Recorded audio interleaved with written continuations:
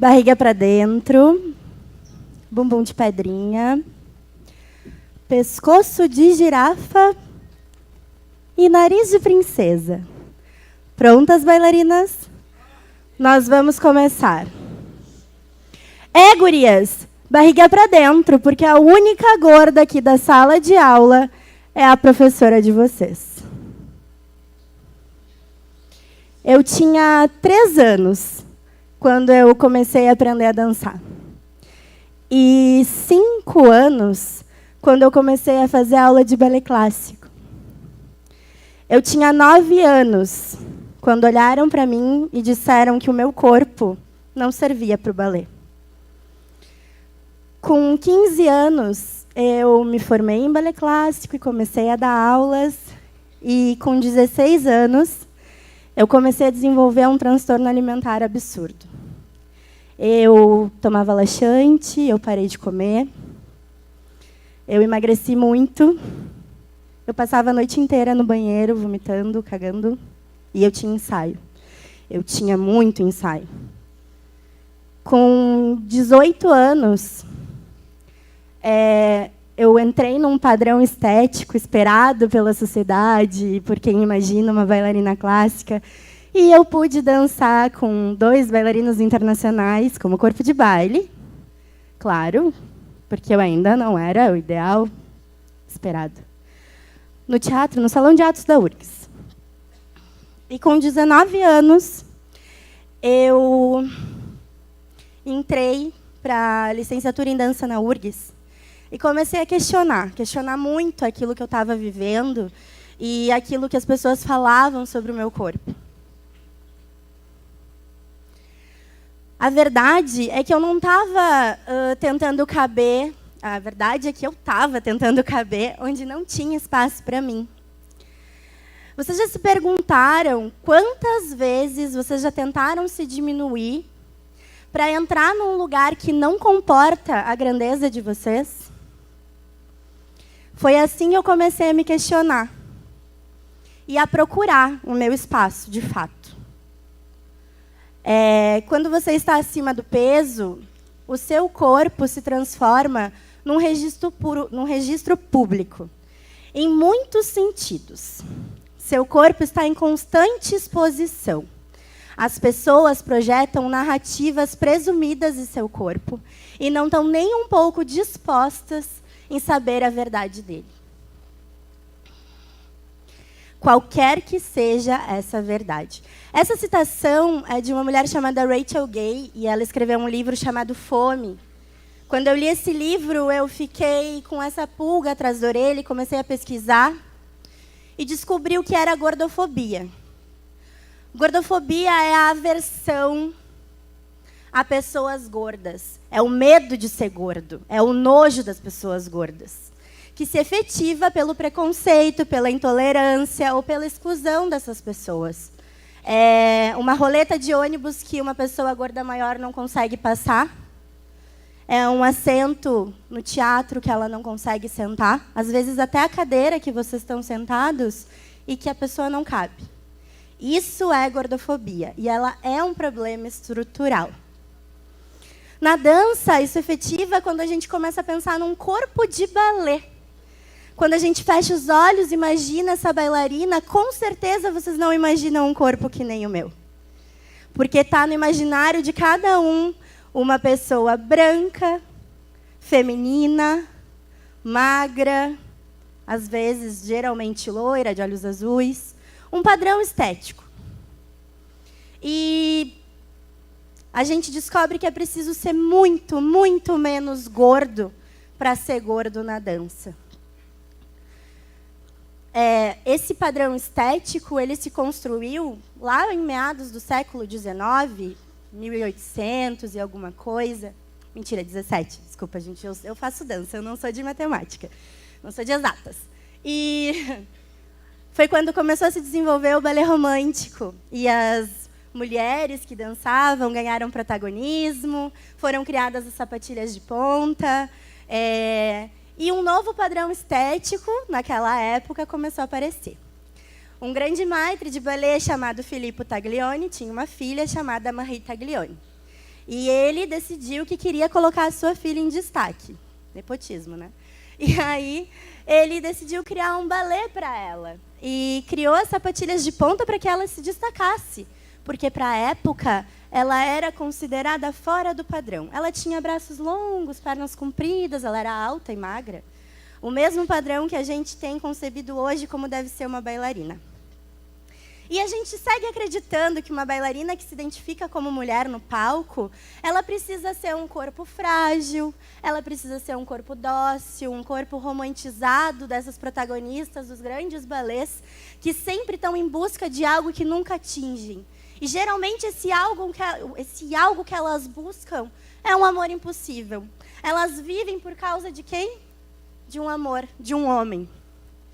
Gisele enlouqueceu por causa de um homem. Odete se matou por causa de um homem.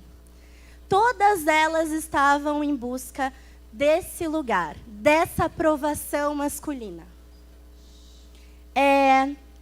A gente começa a pensar, eu começo a pensar nas pessoas que fazem parte da minha vida, eu e a maioria das mulheres que eu conheço, a minha mãe, as minhas avós, as minhas tias, elas são figuras femininas com as quais eu me identifico, que eu tenho o meu primeiro contato, e elas estão sempre em busca da graça de serem belas, magras e aceitas, porque é só assim que as mulheres conquistam o que elas desejam. É o que nos ensinam todos os dias. Todos os dias tem alguém dizendo que que nós, mulheres, não somos suficientes. Nunca.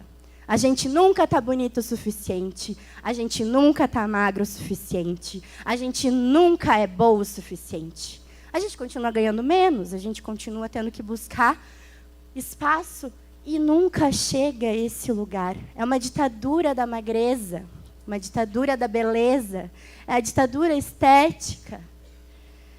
A gente quase morre com críticas ao nosso corpo. E isso piorou muito nessa geração das redes sociais, que eu também faço parte. Todo dia tem um filtro novo, todo dia tem uma cirurgia nova. Quantas blogueiras vocês conhecem que já fizeram LipoLED HD, 3D, 3D IT, sei lá? Muitas, todas, nem todas admitem. E é aí que está o problema. É aí que está o problema. Quando a gente não sabe que aquilo é feito, a gente tenta chegar naquele lugar impossível. É uma perfeição que não existe de forma natural. Quem é que controla o teu corpo? Mamãe sabe o que é bom para as crianças. Repetem-nos de todas e todas as maneiras possíveis. Ela possui esse poder assombroso de maneira intrínseca. É uma réplica doméstica daquilo que se reproduz e se organiza coletiva, social e politicamente. O Estado, sempre vigilante, sabe melhor do que nós o que nós devemos comer, o que nós devemos beber, o que nós devemos fumar, o que a gente deve ingerir, como é que a gente deve pensar, o que a gente pode consumir, ler. Sempre tem alguém nos dizendo o que a gente deve estar fazendo. Somente ela sabe punir, enquadrar e manter essas crianças em estado de infância prolongado, em estado de obediência. E essa citação vem do livro Teoria King Kong, que é de uma punk feminista louca e francesa, que eu sou apaixonada, que se chama Virginie Despentes. E ela fala dessa dualidade que a gente tem dentro da gente, do feminino e do masculino, que não são só as mulheres que sofrem essa pressão absurda estética. Os homens também passam por isso. Também existem pressões em cima desses homens. Quando eu comecei a pensar e a me dar conta disso, eu comecei a questionar sobre o que é que eu danço, como é que eu danço e para quem é que eu danço. E eu descobri que o que eu danço é um ato político. O que eu danço fala muito do que eu sinto, do que eu penso e do que eu quero transmitir. E eu danço para mim. Se alguém não gosta do que eu estou dançando, eu não me importo. Porque lá no início, quando eu comecei a tomar laxante, diurético e não comer, parei de comer. Eu estava preocupada com o que os outros estavam pensando de mim. E eu cansei. Eu não estou preocupada com o que vocês pensam de mim. Eu estou preocupada com o que eu sinto aqui dentro, com quem eu sou de verdade. Por isso eu criei a minha escola de dança, eu tenho a minha companhia de dança, eu faço arte todos os dias da minha vida e eu acredito muito naquilo que eu faço.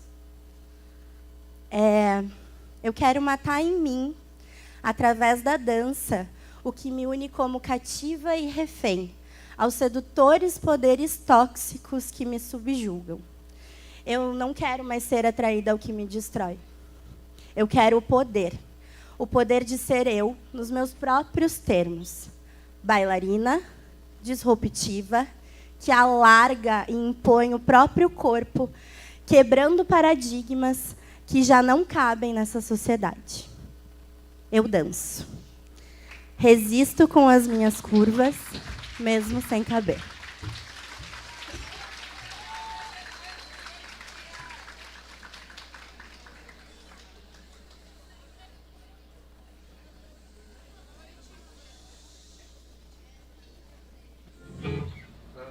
Gravando.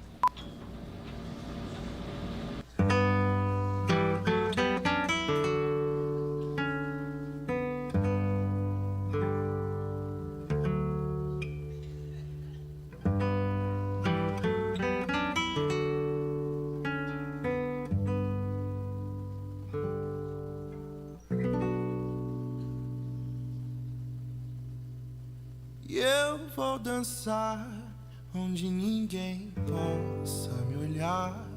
Resido em mim, sou meu lar, e ninguém pode cantar minha canção.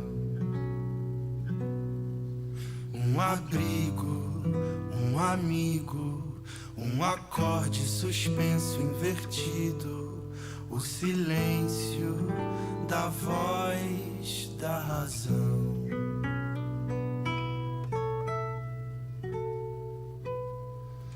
É que às vezes o tempo para, às vezes o tempo para, às vezes o tempo.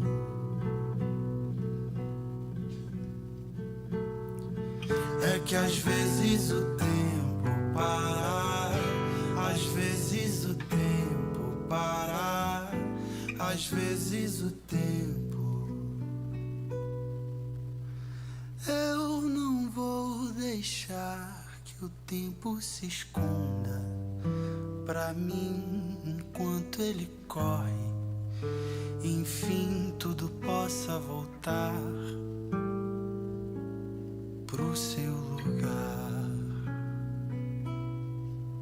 O reinado em sigilo das notas que digo e ecoam distantes de toda atenção.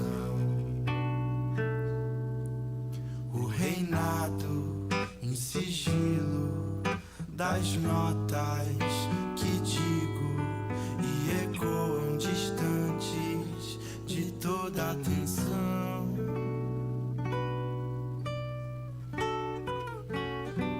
É que às vezes o tempo para, às vezes o tempo para, às vezes o tempo.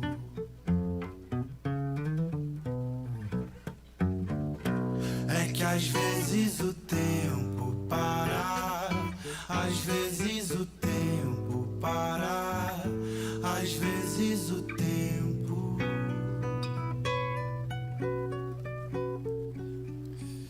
É que às vezes o tempo para, às vezes o tempo para, às vezes o tempo.